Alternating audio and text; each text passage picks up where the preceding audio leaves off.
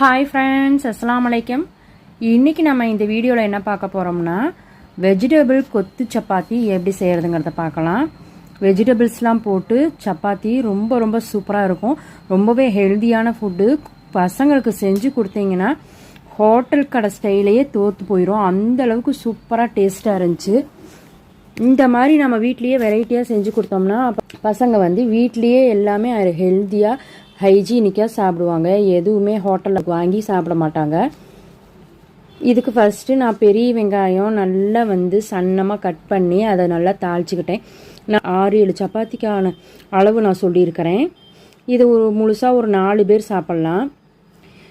ஒரு 2 பெரிய வெங்காயம் நல்லா கட் பண்ணி எண்ணெய் போட்டு நல்லா வதக்கிக்கலாம். வதங்கினதும் வெங்காயம் வதங்கும் பொழுதே நம்ம இஞ்சி பூண்டு பேஸ்ட்டு போட்டுக்கலாம். இஞ்சி பூண்டு பேஸ்ட்டு போட்டு நல்லா வதக்குங்க. வதங்கினதுக்கப்புறம் அதுலேயே ஒரு